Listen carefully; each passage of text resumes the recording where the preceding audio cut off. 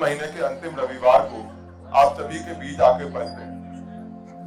मन की बात की महत्वता तब बढ़ जाती है जब हम जानते हैं कि हमारे देश में सिर्फ पद पर बैठा हुआ एक व्यक्ति जनता से हर महीने के अंतिम रविवार को जुड़ रहा है।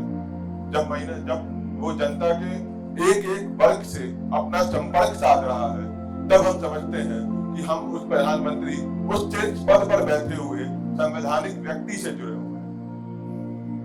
आज हम सबके बीच वक्तव्य के लिए एक विशेष अतिथि, एक कद्दावर नेता मौजूद है, जो भारतीय जनता पार्टी किसान मोर्चा के प्रदेश अध्यक्ष और जिन्होंने 5 विषयों में पीजी किया है, जो फिलॉसफी जैसे कठिन शब्दों में गोल्ड मेडलिस्ट रहे हैं और जिन्होंने भारतीय किसान संघ के पूर्व अध्यक्ष भी रहे हैं।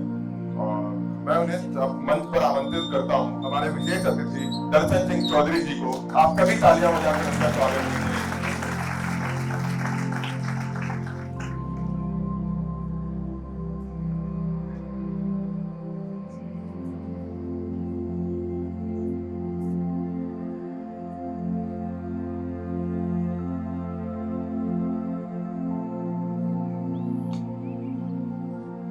दोस्तों, मेरा विश्वास मानिए, आज आप बेहद खास वक्ता को सुनने जा रहे हैं। आज आप जो भी उनके मुंह से सुनेंगे, वो सब निश्चित रूप से आपको एक जीवन के बारे में नई दर्शन और मन की बात के बारे में एक नई पहलू से सामने लेके आएंगे।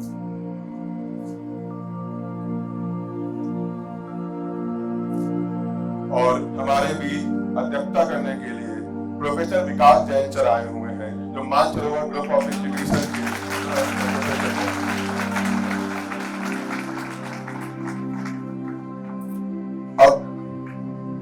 अब मैं माननीय अध्यक्ष महोदय से निवेदन करूंगा कि वो हमारे विशेष अतिथि दर्शन सर का स्वागत करें।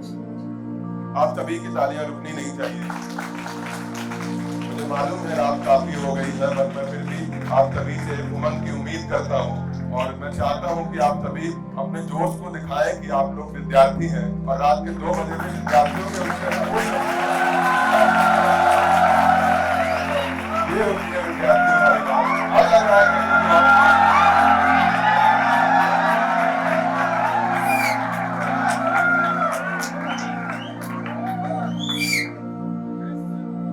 अब मैं लक्ष्मण भाई से निवेदन करता हूं कि वो हमारे प्रोफेसर विकास जैन सर का सम्मान करें। आप सभी के प्रोफेसर इनके लिए जोरदार तालियां है।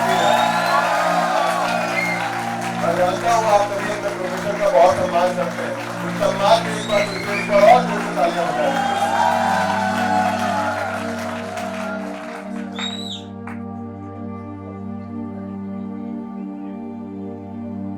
अब मैं अपनी टीम से निवेदन करता हूँ कि वो क्लिपिंग शुरू करें जो मन की बात को लेकर, जो मोदी जी की मन की बात के कार्यक्रम को लेकर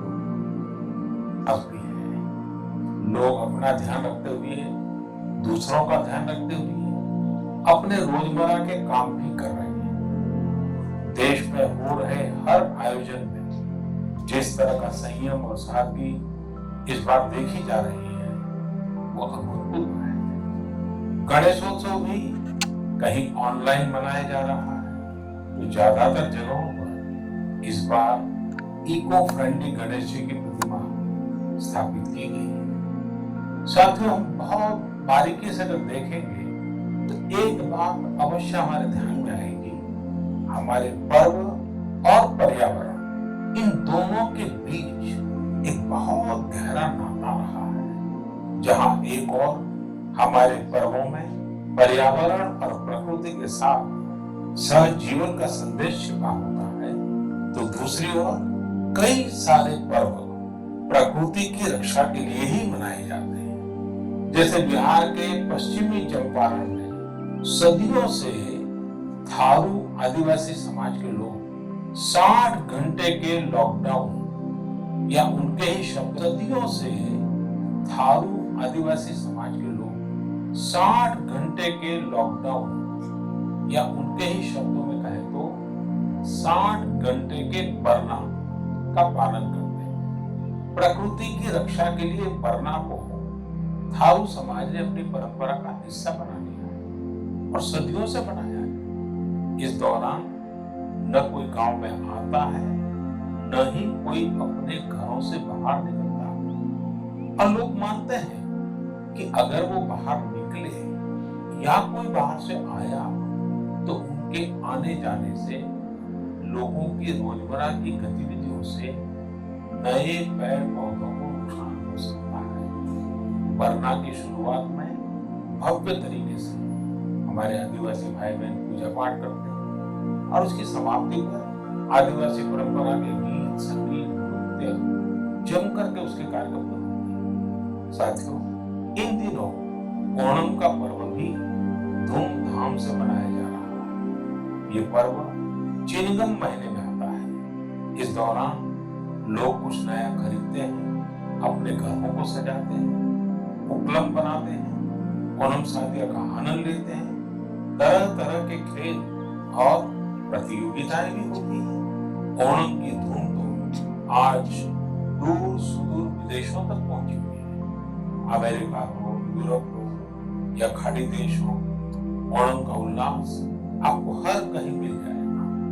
ओणम एक इंटरनेशनल फेस्टिवल बनता जा रहा है। साथियों, ओणम हमारी कृषि से जुड़ा हुआ पर्व है। ये हमारी ग्रामीण अर्थव्यवस्था के लिए भी एक नई शुरुआत का समय होता है। किसानों की शक्ति से ही तो हमारा जीवन, हमारा समाज चलता है। हमारे पर्व किसानों के परिश्रम से ही रंग बिरंगे बनते हैं। हमारे अन्नदाता को, किसानों की जीवनदायिनी शक्ति को वेदों में भी बहुत गौरवपूर्ण रूप से नमन किया गया है। ऋग्वेद में मंत्र है, अन्नानाम पतये नमः, अन्नानाम पतये नमः, क्षेत्राणाम पतये नमः। अर्थात अन्नदाता को नमन है, किसान को नमन है। हमारे किसानों ने कोरोना के इस कठिन परिस्थितियों में भी अपनी ताकत को साबित किया है। हमारे देश में इस बार खरीफ की फसल की बुआई पिछले साल के मुकाबले 7% ज्यादा हुई है। धान की रुपाई इस बार लगभग 10%, दालें लगभग 5%, मोटे अनाज कोर्स सीरियल्स लगभग 3%, व्हीट सीड्स लगभग 13%, कपास लगभग 3% ज्यादा बोई गई है। मैं इसके लिए देश के किसानों को बधाई देता हूँ, उनके परिश्रम को नमन करता हूँ। मेरे प्यारे देशवासियों, कोरोना के इस कालखंड में देश कई मोर्चों पर एक साथ लड़ रहा है, लेकिन इसके साथ साथ कई बार मन में ये भी सवाल आता रहा कि इतने लंबे समय तक घरों में रहने के कारण मेरे छोटे छोटे बाल मित्रों का समय कैसे बीतता होगा। अब इसी से मैंने गांधीनगर की चिल्ड्रन यूनिवर्सिटी, जो दुनिया में एक अलग तरह का प्रयोग है, भारत सरकार के महिला और बाल विकास मंत्रालय, शिक्षा मंत्रालय, सूक्ष्म लघु और मध्यम उद्योग मंत्रालय, इन सभी के साथ मिलकर हम बच्चों के लिए क्या कर सकते हैं। साथियों, एक बार जोरदार तालियां हमारी और अब मैं कार्यक्रम को आगे बढ़ाते हुए हमारे विशेष अतिथि दर्शन सिंह जी से निवेदन करूंगा कि वो अपने ज्ञान से मिलावन करें।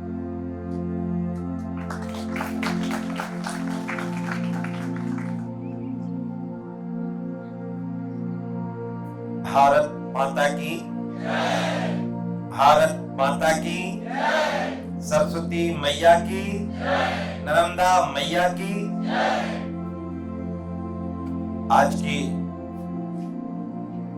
इस मैराथन सेमिनार जो 100 घंटे 100 वक्ता और 100 संकल्पों के साथ, और इस प्रकार का मेरा भी लंबा अनुभव है जीवन का, लेकिन ऐसा पहली बार देख रहा हूं कि कोई लगातार 100 वक्तव्य एक साथ आए, और उसमें भी सत्र ये रात का 2 बजे का, और उसमें वक्ता की स्थिति भी नींद से उठाकर उसको बुलवाते हैं और नींद से जगाकर आपको सुनवा रहे हैं। तो निश्चित तौर पे यह अलग विषय है, लेकिन आज बड़ी प्रसन्नता है कि आज हमारे जो task international public policy research group द्वारा यह जो कार्यक्रम डॉक्टर राघवेंद्र जी शर्मा जो हमारे मार्गदर्शक भी हैं, हम सबके नेतृत्वकर्ता भी हैं, निश्चित तौर पर एक अच्छी सोच के साथ और पूरी टीम के लिए एक बार जोरदार ताली जरूर बजाएं। आज के इस कार्यक्रम के अध्यक्षता कर रहे प्रोफेसर जैन साहब के लिए भी जोरदार ताली बजाई जाए।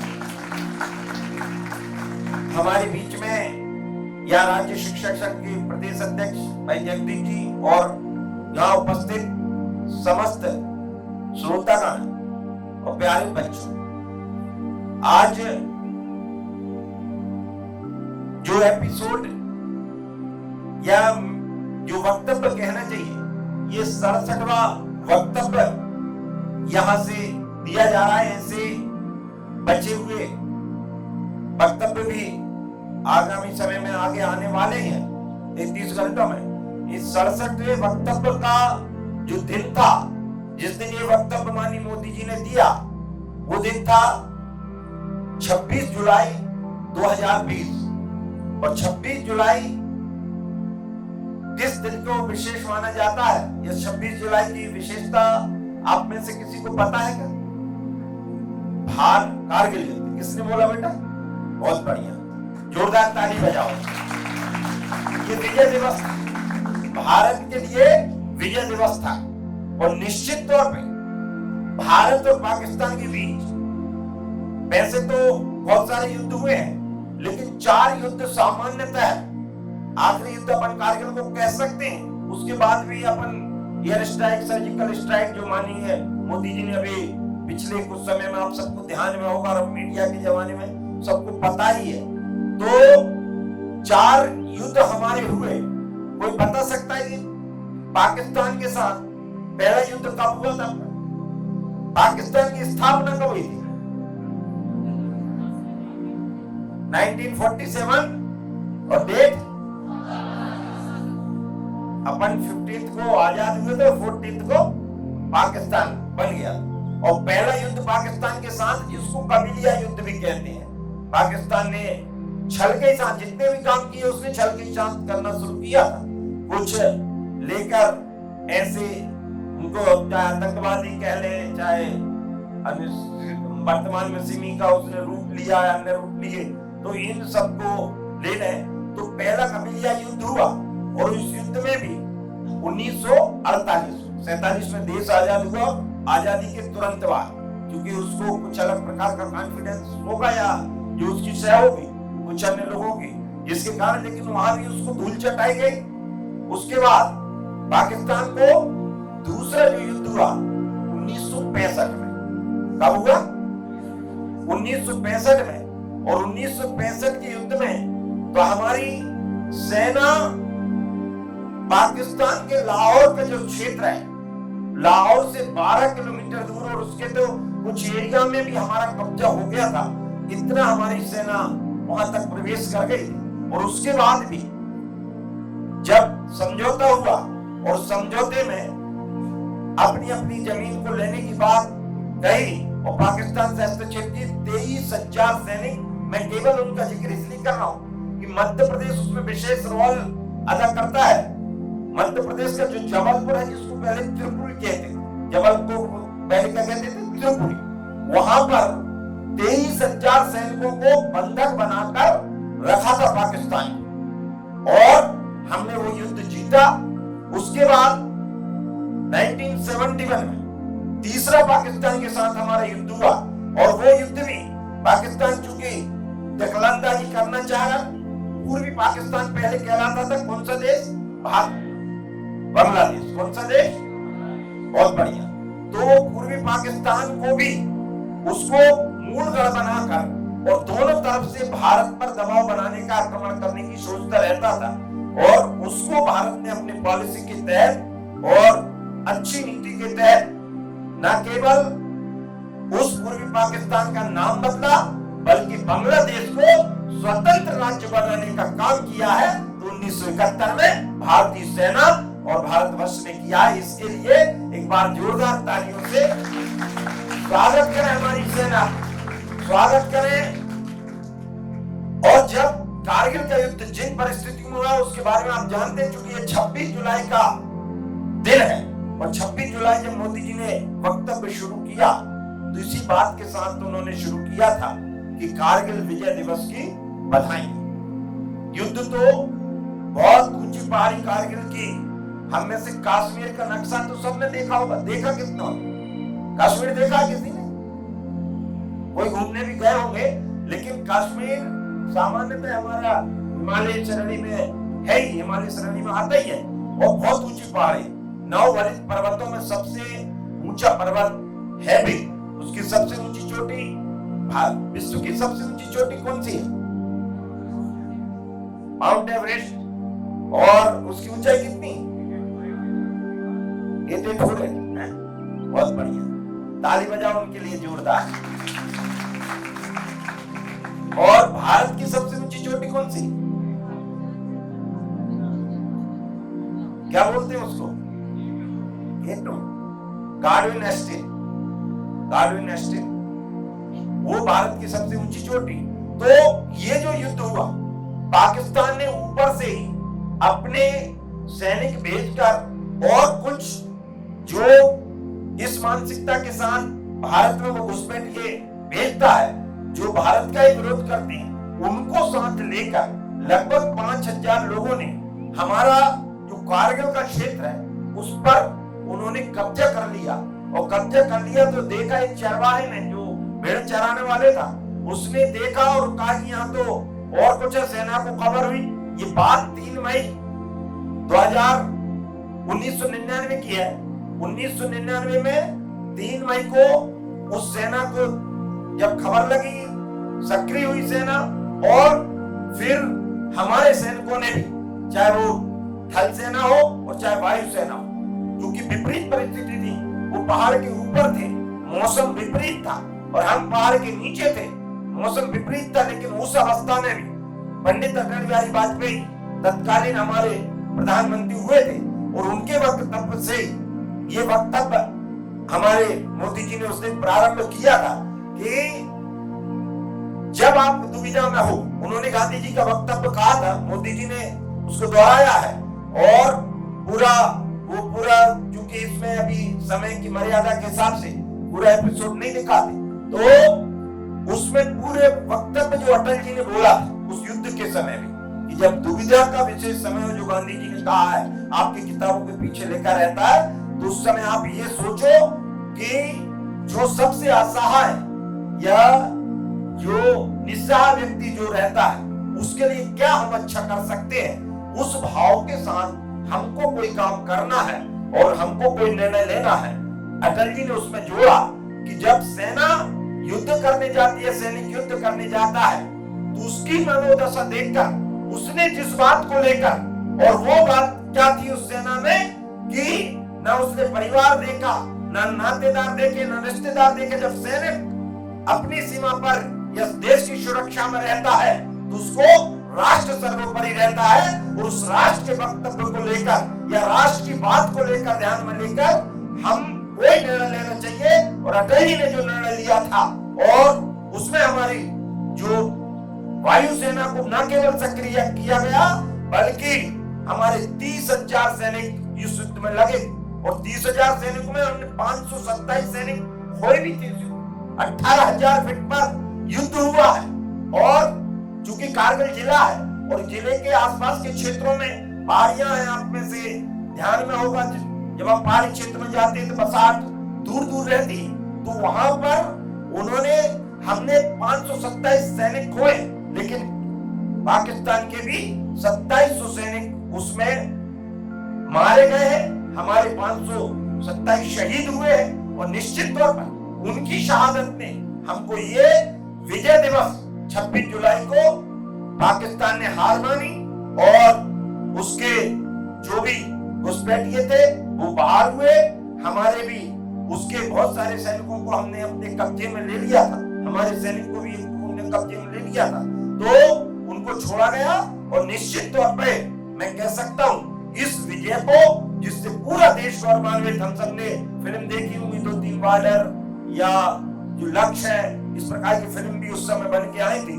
तो निश्चित तौर पर एक देशभक्ति का एक जो उस समय का उबाल जो देखने को मिल रहा था, आप में से बहुत सारे तो इस सन में पैदा हुए होंगे, तो निश्चित तौर पर उस समय की स्थिति बिल्कुल अलग थी और अब की स्थिति उससे ही बढ़कर है कि अब हम गिड़गिड़ाने वाले देश की स्थिति में नहीं। और मोदी जी ने जो बात आगे उसकी रखी, चूंकि ये 26 जुलाई 2020 के एपिसोड कोरोना का पीक पॉइंट उस समय चल रहा था, पूरे देश में लॉकडाउन लगा था और उस लॉकडाउन के समय में भी उन्होंने उसी कश्मीर के उदाहरण उठाकर, चाहे वहां की पंचायत जो एक बेगम चलाती थी उनका उदाहरण लिया हो, चाहे 50 बेड का हॉस्पिटल बनाने की बात हो, चाहे अनंतनाग के उदाहरण की बात हो, और चाहे बिहार में ऐसे बहुत सारे सामाजिक और जो मोदी जी की मन की बात, अभी जैसा हमारे शुरुआत में एंकर महोदय ने पूछा था कि मोदी जी की मन की बात ये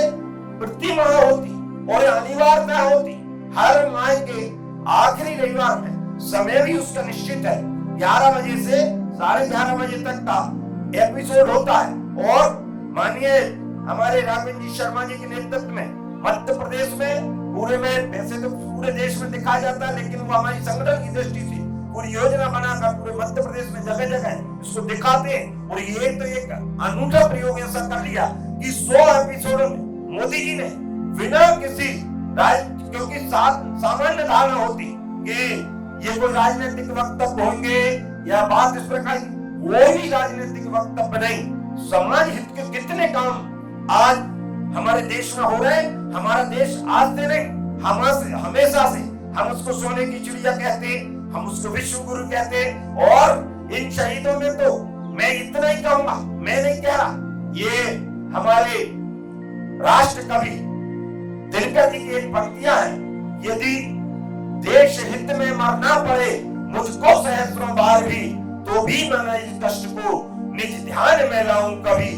हे ईश भारतवर्ष में शतबार मेरा जन्म हो और कारण सदा ही मृत्यु का देश उपकारक कर्म हो, देश उपकारक कर्म हो। और मैं निश्चित तौर पे कह सकता हूं ये देश उपकारक कर्म जब भारत माता की जिन शहीदों ने हम उनकी कुर्बानियों के कारण आज सुरक्षित की रात में 2 बजे भी यहाँ भैया बहनों के साथ बैठ पा रहे हैं, तो उसका कारण हमारी सेना, उसका कारण हमारे देश का संविधान। और इसलिए मोदी जी ने बिना राजनीतिक प्लेटफॉर्म को लिए हुए कि हमारे देश में जब मोदी जी की बात आएगी तो उनको नेशन फर्स्ट यानी सबसे पहले दिखाई देता है, तो भारत माता जिसकी हम जयकारा सब लगाते हैं। यदि मुझसे कोई पूछे या आपसे भी कोई पूछे हमारा सबसे बड़ा धर्म ग्रंथ क्या है, तो जवाब क्या होना चाहिए?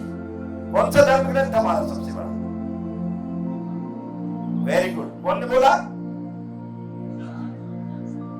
संविधान हमारा सबसे बड़ा धर्म ग्रंथ है, देश हमारी पहली प्राथमिकता है और इसी को लेकर हमारा काम क्या है? तो मोदी जी अक्सर कहते हैं 140 करोड़ देशवासियों की सेवा करना हमारा काम है। उसका प्रकार क्या है? तो सबका साथ, सबका विकास, सबका विश्वास और सबका प्रयास।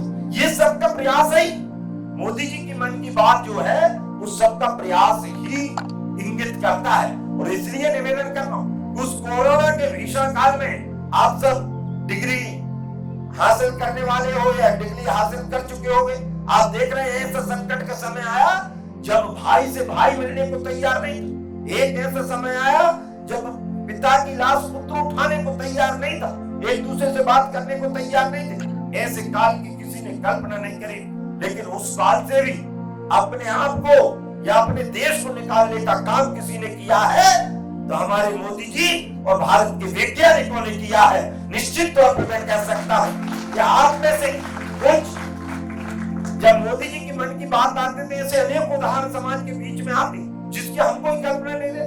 हमारे मध्य प्रदेश के भी लगभग 20 से 25 जिलों के उदाहरण अभी तक आ चुके हैं, जो लगातार चाहे जैसे मैं किसानों का काम करता हूँ, रवि वक्तव्य भी आया, चाहे मोटे अनाज की बात हो, मैं धन्यवाद देता हूँ। इस ईयर को भी खाद्यान्न की दृष्टि से मोटे अनाज यानी मिलेट्स ईयर घोषित किया।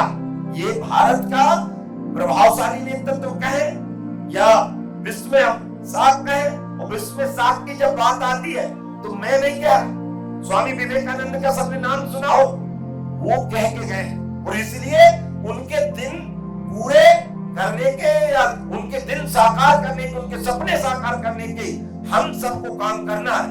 उनने कहा था, स्वामी विवेकानंद ने कहा था कि 18वीं और 19वीं सदी ब्रिटेन और इंग्लैंड की थी, 20वीं सदी अमेरिका की है, लेकिन 21वीं सदी भारत की सदी होगी। और 21वीं सदी का भारत, अरे भारत गिड़गिड़ाने वाला भारत नहीं है, ये भारत आत्मनिर्भर भारत है।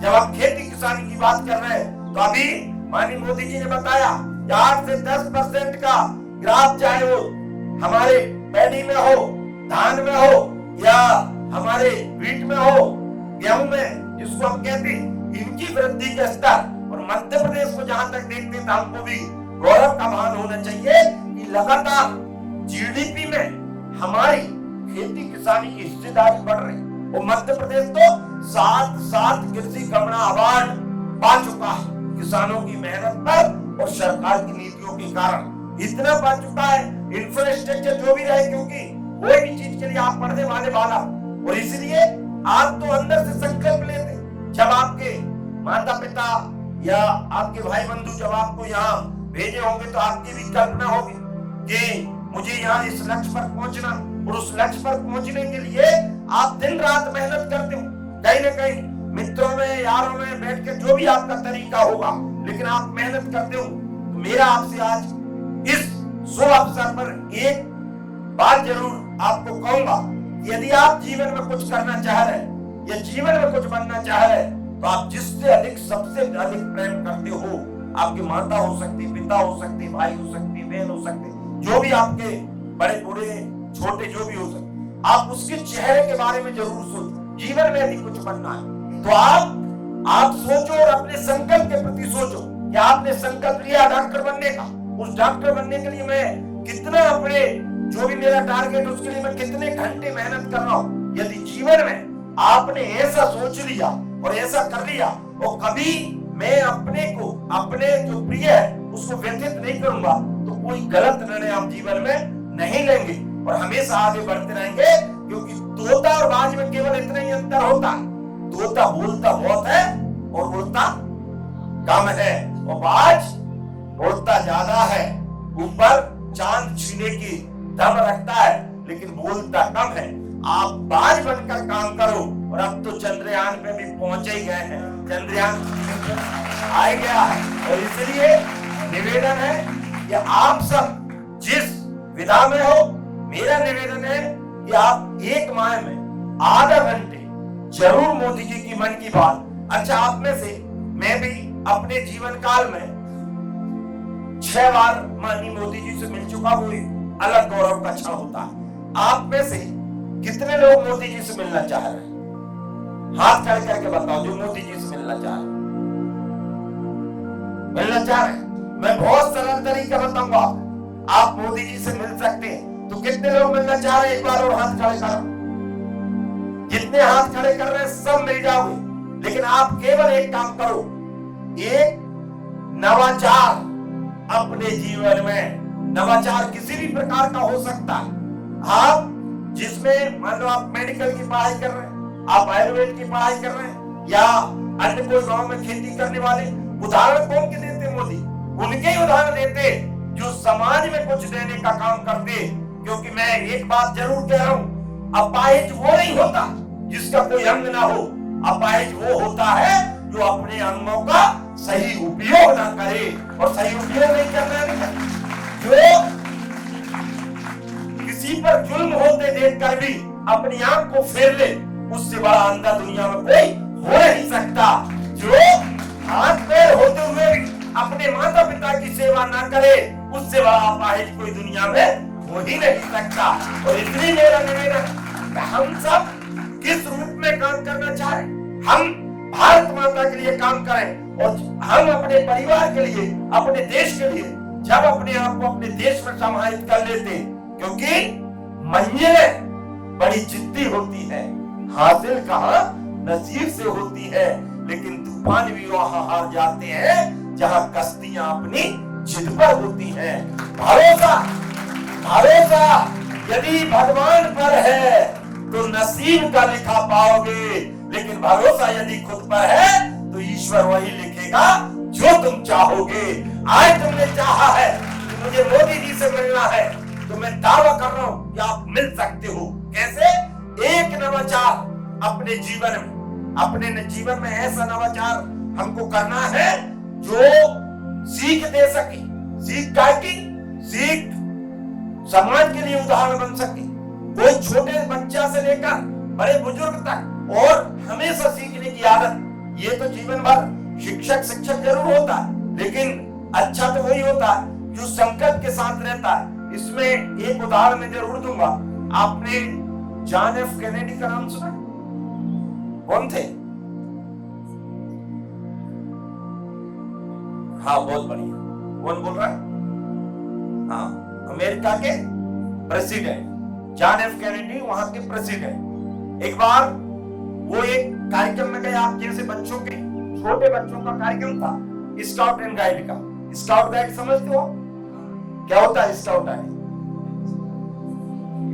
क्या होता है? स्काउट आने होता है बालक, और गाइड आने होता है बालिका। स्काउट एंड गाइड के कैंप में वो गए, छोटे बच्चों का कैंप था, और वो निकले। एक बच्चा जब वो मंच पे पहुंचे तो प्रोटोकॉल रहता सामान्यतः राष्ट्रपति जी का, प्रधानमंत्री सामान्यतः अपने आप ही आपने देखा, तो उस प्रोटोकॉल को तोड़कर एक बच्चा छोटा सा पार करना चाह रहा, राष्ट्रपति जी से मिलना चाह रहा। राष्ट्रपति जी के मंच पर से उस बच्चे पर नजर गई, तो विलियम नाम का वो बालक था, तो उस विलियम पर नजर गई। राष्ट्रपति जी ने देखा छोटा बालक बार बार आना चाह रहा, पुलिस आने नहीं दे रहे, उन्होंने बोला नहीं उस बच्चे को आने दे। तो उस बच्चे से सामान्यतः पूछा, my dear son what you want? उन्होंने, उस बच्चे ने कहा, sir I want to shake hands with you, मैं आपसे हाथ मिलाना चाहता हूं। तो राष्ट्रपति जी ने हाथ बढ़ाया, बच्चे ने हाथ मिलाया, तो उन्होंने पूछा, my dear son how do you feel? तो उस बच्चे का जो जवाब आपके लिए महत्वपूर्ण, उस बच्चे ने कहा, sir I am feeling like that the current president of America is shaking hands with the future president of America, and then William Clinton became the first president of America. वो क्लिंटन एक बार नहीं, दो बार America का राष्ट्रपति बना। ये 14 साल के बालक की स्थिति है। इसलिए आप में से जितने लोगों ने हाथ खड़े किए थे जो मोदी जी से मिलना चाह रहे हैं, ये संकल्प अपने अंदर ले लो कि आप भी मोदी जी की मन की बात के उदाहरण बन सकते हैं। आप कर सकते हैं, यू कैन, क्योंकि impossible is the word which is not in the dictionary. आप नेपोलियन अपन पढ़ते थे, लेकिन मैं कहता हूं असंभव शब्द कुछ होता नहीं है। हम सब ऊर्जा के साथ अपने अपने कार्य क्षेत्र में लगे, और यही संदेश मोदी जी मन के माध्यम से, चाहे उन्होंने विजय दिवस पर दिया, कारगिल में जो 26 जुलाई का जो एपिसोड है पूरा विजय दिवस को संकल्पित था, किसानों को संकल्पित था, और निश्चित तौर पे मैं कह सकता हूं हम सब कुछ भी बने, आप इंजीनियर बन जाओ, आप डॉक्टर बन जाओ, आप प्रोफेसर बन जाओ, आप व्यापारी बन जाओ, उद्योगपति बन जाओ, किसान बन जाओ, जो बनना वो बन जाओ, लेकिन मेरा एक ही निवेदन है कि सबसे पहले एक अच्छे इंसान बन जाओ, बाकी सब समस्याएं हल हो जाए। तो अच्छे इंसान, जिस दिन आप अपनी इच्छा शक्ति के साथ, अपने मनोबल के साथ आप काम करना, क्योंकि रास्ते अनेकों प्रकार के होते हैं। जब हम जीवन में चलते हैं और आप जिस दौर से गुजर रहे हैं, जो शिक्षा का आप ले रहे हो, इसमें बहुत सारे उतार चढ़ाव आते हैं आपके जीवन में। कोई को देखकर कभी कभी लगता है, इंस्पेक्टर को देखा तो बोलता है मैं इंस्पेक्टर बनूंगा, कोई आईएएस, मैं आईएएस बन जाऊंगा, डॉक्टर देखा मैं डॉक्टर बन जाऊंगा। कई प्रकार की स्थिति रहती, लेकिन आप एक गोल तय करो, वो गोल को तय करके आप चलना शुरू करो। मेरा दावा है मोदी जी आपसे मिलने आएंगे, लेकिन आप उस लक्ष्य में सर्वश्रेष्ठ बनो, और सर्वश्रेष्ठ बनोगे तो उसकी कोई तुलना नहीं। ये दुनिया में कोई काम छोटा या बड़ा नहीं। कोरोना के काल में हमने देखा कि जिनको सो काल झोला छाप डॉक्टर कहते थे, उन झोला छापों ने गांव के गांव बचाने का काम किया है। ये हम जानते, मैं भी गांव के स्तर से रहता हूं, इसलिए कोई बड़े बड़े डॉक्टरों ने और जिस प्रकार की सेवा भाव से काम किया, उनने भी अपने स्तर से काम किया। मैं आप सबसे यही निवेदन करता हूं कि आज के इस विशेष अवसर, विशेष अवसर इसलिए भी कि 2 से 3 बजे मेरा भी जीवन में ऐसा पहला अनुभव, वैसे पिछली यात्रा में एक बार थे तो रात में 4 बजे तक भाषण हुए थे, जगदीश जी साथ बैठे, तो कल्पना नहीं कर सकते। लेकिन मैं आज सबसे ज्यादा धन्यवाद तो हमारे जो task international public policy research और हम सबके मार्गदर्शक आदरणीय राघवेंद्र शर्मा जी के लिए एक बार जोरदार ताली जरूर बजाएं। ताली इसलिए बजाएं कि जिस दिन उन्होंने ऐसे सामान्य मेरे से बोला कुछ किसानों को इकट्ठे करना, एक एपिसोड मेरी भी कल्पना में ये नहीं थी, लेकिन आज मैं दूसरी बार यहाँ पर आया हूँ और मुझे लग रहा है कि वास्तव में इसका जो थीम है ये पूरे विश्व में केवल रिकॉर्ड बनने के लिए नहीं हो रही। जिन संकल्पों के साथ आज ये हमारा काम होने जा रहा है, जो भाव के साथ हम काम कर रहे हैं, निश्चित तौर पर मैं कह सकता हूं कि एक बार एक साधारण उदाहरण देकर मैं आगे वक्तव्य को पूरे की ओर ले जाऊंगा। एक बार क्या हुआ, एक गांव में एक संत आया, नया एक संत आया और वो किसी का भी भविष्य बताता था, और जब वो भविष्य बताता था तो कुछ दिनों में जल्दी प्रसिद्ध हो गए। बाबा बागेश्वर धाम हमने देखा, सब जाना चाहते क्योंकि हमारे बारे में सब पता चल जाए, तो ऐसे वो संत बहुत प्रसिद्ध हो गए।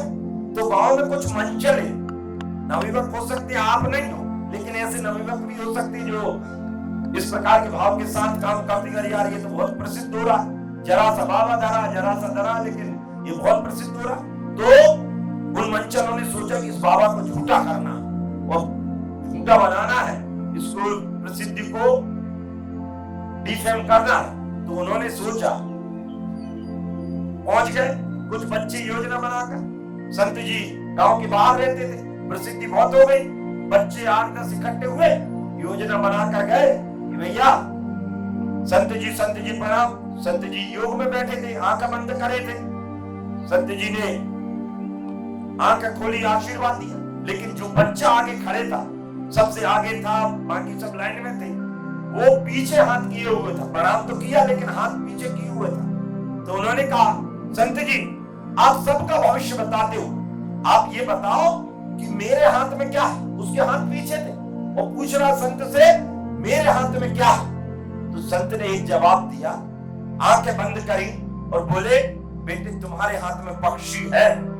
तो बोले कौन सा पक्षी है, प्रति प्रश्न उस बच्चे ने किया। संत आंखें बंद किए होते, उन्होंने कहा बेटे तुम्हारे हाथ में चिड़िया है। उस बच्चे ने तीसरा प्रश्न किया, ये चिड़िया जिंदा है कि मुर्दा। यही वो बच्चे योजना बना के आए थे, क्योंकि वो चिड़िया की गर्दन हाथ में रखे था। यदि संत ने बोला कि ये जिंदा है तो गर्दन मरोड़ कर ले आएगा, मर गई चिड़िया सामने होगी। और संत ने बोल दिया ये मुर्दा है तो जिंदी ले आएगा, और जिंदी है तो मुर्दा ले आएगा, उसके हाथ में ही था पीछे। तो उन्होंने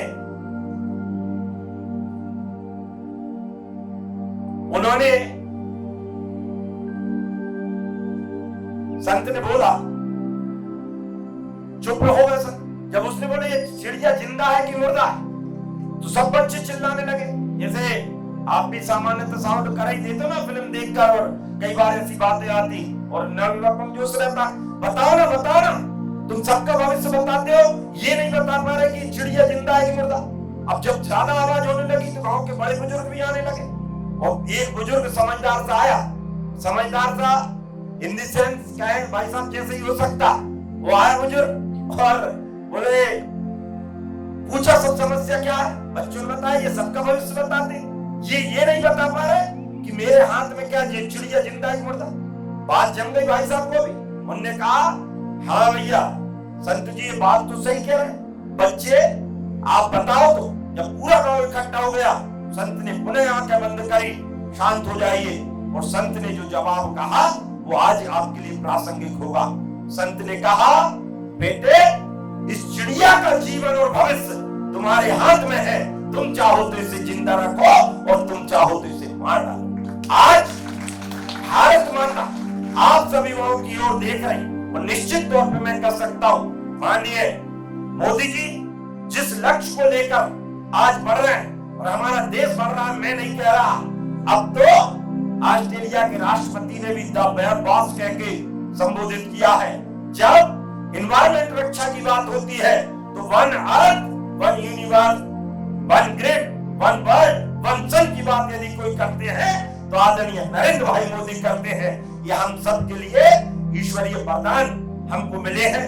मैं निश्चित तौर पे कह सकता हूं कि एक शुद्ध जो सामाजिक कल्याण का, एक शुद्ध जो राष्ट्र कल्याण का कोई कार्यक्रम यदि कोई है तो मोदी जी की मन की बात है।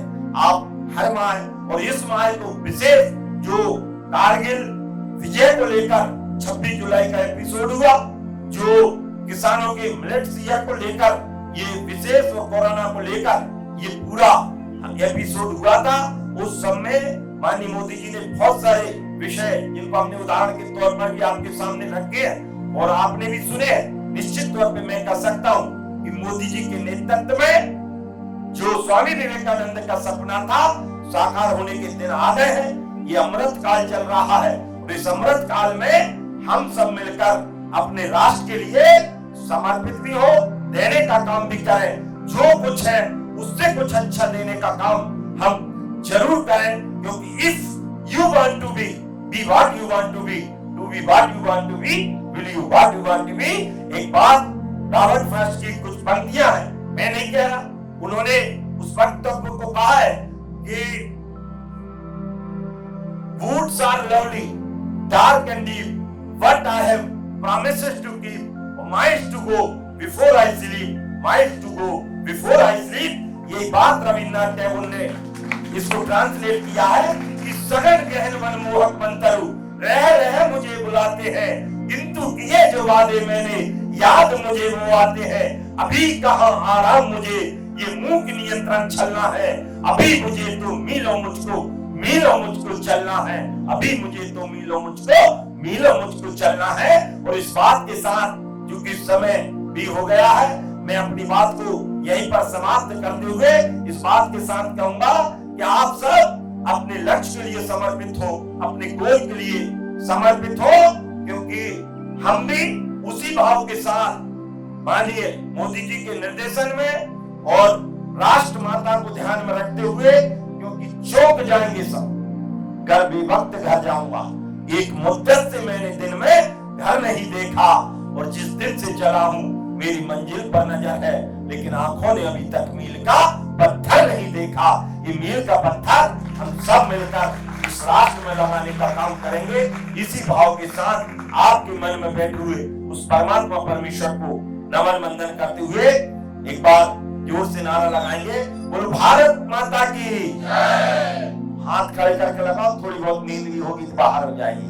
बोलो भारत माता की, भारत माता की, वंदे वंदे, जय Hind.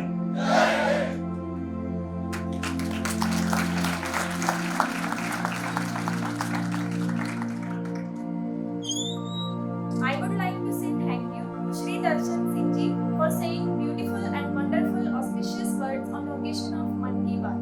Now, I would like to invite Professor Vikas Jain from Mansarovar Group of Institute to say a few words on Mann Ki Baat.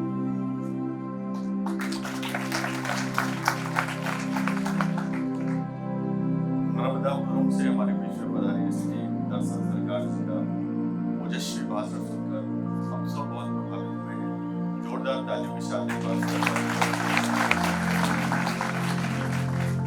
ये पूरा कार्यक्रम मिनटों में बटा हुआ है, उसमें जी का कुछ अंश दिखाया जाता है, फिर बीच में मुख्य वक्ता का भाषण होता है, फिर बाद में एक संकल्प भी लेना है, इसलिए अध्यक्ष का ज्यादा प्रोग्राम उपलब्ध नहीं है।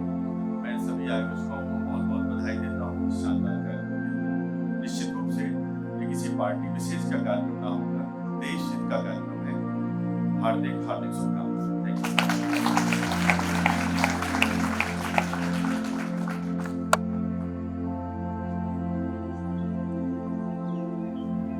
Now, I would like to invite Balu Singh Pawarji to give a small gift to Shri Darshan Ji, a pen and a book. I would like to give a brief introduction of Dr. Raghavendra Sharma Ji.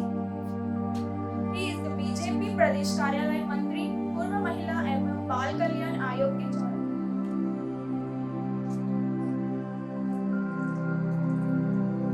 Now, I would like to invite Sachin Gavli to give a small gift to Professor Vikas Jain.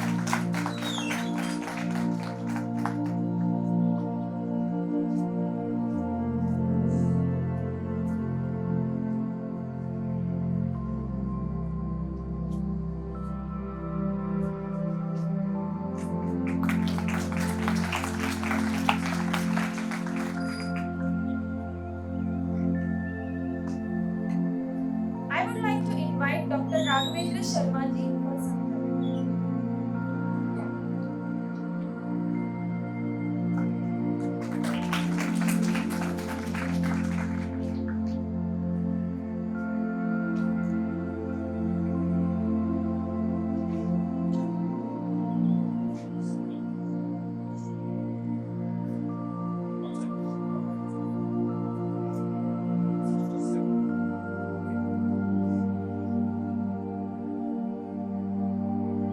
लगातार 67 घंटे हम उस इतिहास की तरफ बढ़ रहे हैं। धीमे धीमे हमारे कदम इतिहास की तरफ बढ़ते हुए उस मानसरोवर की चोटियों की तरफ पहुंच रहे हैं जहां हमें पहुंचना है।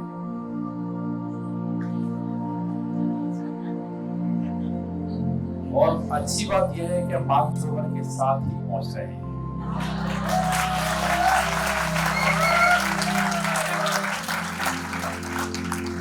वैसे तो आदरणीय दर्शन जी के बाद किसी को बोलने का अधिकार नहीं है।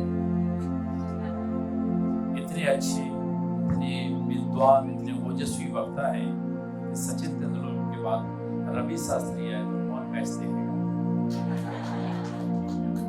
फिर भी टीम में 12वें नंबर का खिलाड़ी है, बुलाया है तो खेलना तो पड़ेगा। मैं वही रवि शास्त्री की तरह इनके सामने 2 मिनट में अपनी बात करूंगा और संकल्प आपको दोहराऊंगा, क्योंकि जीवन में जो भी कुछ सफलता हो संकल्प में ही निहित है। और संकल्प जब बड़ा होता है, संकल्प जब विशाल होता है, तभी हमारा लक्ष्य उसको हमें ले जाता है और सफलता भी उतनी ही बड़ी होती है। मैं आपको एक उदाहरण बताता हूं। जब सिकंदर सारी दुनिया को जीतने का सपना लेकर के चला और सिकंदर ने दुनिया के अधिकांश हिस्से को जीत भी लिया, सिकंदर सो कॉल्ड विश्व विजेता, यह बात मान करके वो आगे बढ़ रहा था। सिकंदर अपने गुरु सुकरात के पास गया और उसने कहा, गुरुदेव, अगर आज की भाषा में मैं कहूंगा तो यही कहा होगा, गुरुदेव, मैंने अधिकांश दुनिया को जीत लिया है, सारी दुनिया मेरी इस तलवार के नीचे खड़ी हुई है और मैं चाहूं तो जिसकी गर्दन चाहूं उसकी उड़ा सकता हूं। अब मैं विश्व विजेता बनने जा रहा हूं। विश्व विजेता बनने के लिए की सफलता में चंद कदम ही बाकी हैं। छोटा सा 1-2 देश है, भारत को मुझे जीतना है। अगर मैंने उसको जीत लिया तो मैं विश्व विजेता कहलाऊंगा। इसलिए हे गुरुदेव, मुझे आशीर्वाद दो, मैं विश्व विजेता बन जाऊं। आप कल्पना कीजिए उस गुरु को कितना प्रसन्न हुआ होगा जब उसका शिष्य कहता हो। वैसा ही होगा जब मास्टर डिग्री लेकर के आप अपने गुरु के पास जाते होंगे, मैंने इसमें मास्टर डिग्री प्राप्त कर ली, अब मुझे आगे आशीर्वाद दें। तो गुरु यही कहता होगा, तुम मेरे से भी अच्छा डॉक्टर बन। वैसे ही सुकरात ने अपने शिष्य सिकंदर को कहा। आप सुनिए क्या कहा है, वास्तव में यह हमारे लिए जीवन मंत्र होना चाहिए। हम उसको भूल जाते हैं, हमें याद नहीं रहता है कि हम क्या हैं, लेकिन सुकरात को मालूम था आप क्या हो। पंक्ति के रूप में कहा सुकरात ने राजन, विजय कर हिंद पर आना, हमारे वास्ते भारत से ज्ञानी गुरु ले आना। सुकरात ने नहीं कहा कि तुम जब भारत को जीतो तो हीरे मोती जवाहरात दौलत धन दौलत लाना, क्योंकि भारत तलवार से जीतने वाला देश नहीं है, भारत ज्ञानियों का देश है।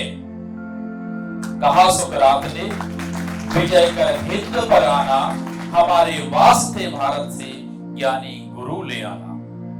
अगर हो सके तो राजन, अगर हो सके तो राजन वो गंगा जल ले आना, हम भी उसे पी करके जानेंगे वो तत्व क्या है। वो कहते हैं, राजन वहां के बांस की बंसी लाना, हम भी बजा के देखें वो राग मस्ताना। मस्ताना राग क्या है? जो भगवान कृष्ण कभी बजाते थे अपने गोकुल में, और गोपियां गाय पूरा का उस समय का पूरा गोकुल उद्देश उनकी बांसुरी को सुनने लगता था। आगे वो कहते हैं, राजन अगर तुम्हें भारत को जीतना है तो कहते अमर बेली कमल गीता, और भूल ना जाना राजन कहानी राम और सीता। अगर तुम सात चीजों को जीत करके ले आओगे तभी तुम सप्त दीपों के भूपति कहलाओगे।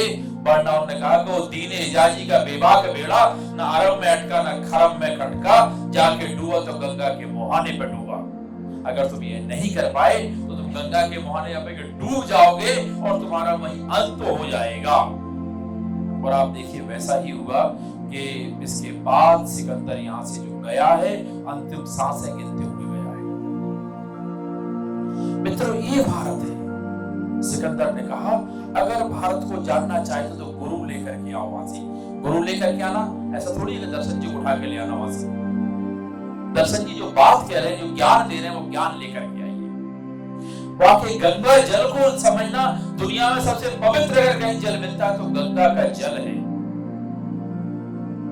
अगर समझना है, इस देश को समझना है, तो भगवान कृष्ण को, उसकी बांसुरी को समझिए, उस राग को समझिए। जो भगवान कृष्ण दुनिया के इतने शक्तिशाली थे, ये उन्होंने उंगली उठाई, एक एनर्जी बनी। एनर्जी चाहे तो सारी सृष्टि को नष्ट करने की ताकत रखती है। जिस व्यक्ति के अंदर सारी सृष्टि को नष्ट करने की ताकत है, वो क्या कहता है? वो राग मस्ताना बजाता है। ये भारत है। हम सौभाग्यशाली हैं कि हम उस भारत पर हमको जन्म लेने का अवसर मिला है। इसमें अपनी कोई विशेषता नहीं है। आपने शायद अपेक्षा नहीं दी होगी जन्म से पहले कि भगवान मुझे भारत में जन्म दे देना, नहीं दिया। लेकिन आप इतनी पवित्र आत्मा है कि ईश्वर ने आपको जन्म दिया है। भगिनी निवेदिता लंबे समय विवेकानंद के साथ रहने के बाद भगिनी निवेदिता ने पूछा विवेकानंद जी से कि स्वामी जी क्या मुझे मोक्ष मिलेगा? स्वामी ने कहा भगिनी तुझे मोक्ष नहीं मिल सकता।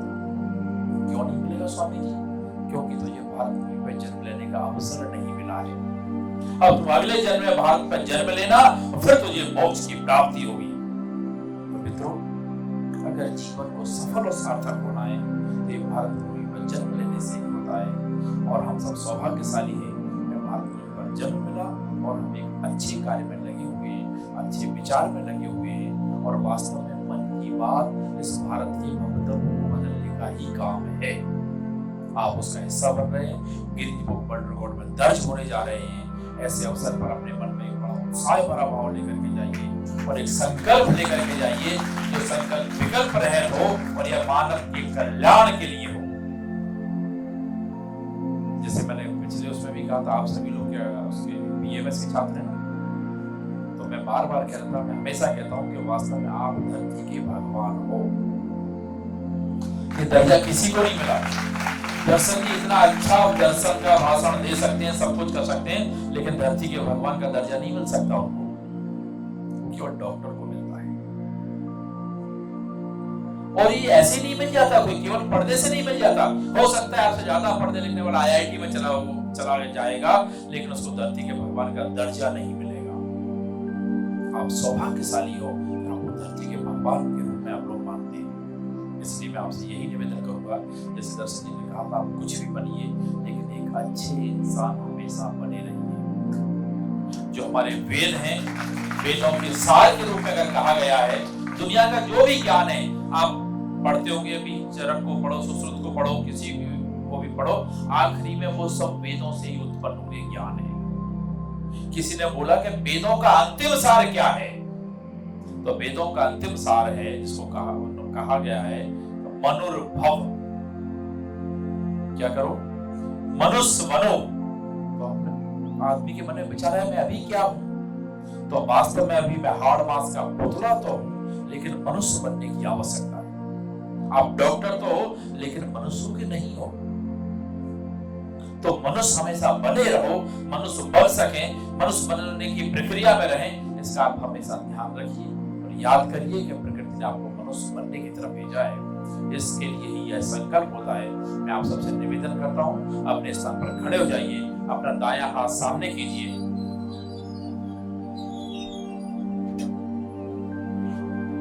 मैं उस संकल्प को दोहराऊंगा, आप उस संकल्प को मेरे कहने के बाद आप उस संकल्प को दोहराइए। मैं संकल्प लेता हूं कि किसी भी प्रकार के नशीले पदार्थों से स्वयं एवं अपने परिजनों को, अपने इष्ट मित्रों को दूर रखूंगा तथा मादक पदार्थों के दुष्प्रभाव के प्रति समाज में जागरूकता फैलाने का कार्य करूंगा और इस संकल्प का आजन्म पालन करूंगा। भारत माता की, भारत माता की, भारत माता की। मित्रों, ऐसा कार्यक्रम शायद कभी होगा रात में 3 बजे भी आप उत्साह से भारत माता की जय बोल। यहाँ से बाहर जाने के बाद हम लोग ग्रुप फोटो लेंगे। जब तक दूसरा सत्र के जो विद्यार्थी वो अंदर आएंगे, मैं दोनों को आदरणीय विकास जैन साहब को और आदरणीय दर्शन चौधरी जी को बहुत बहुत धन्यवाद और आभार ज्ञापित करता हूँ।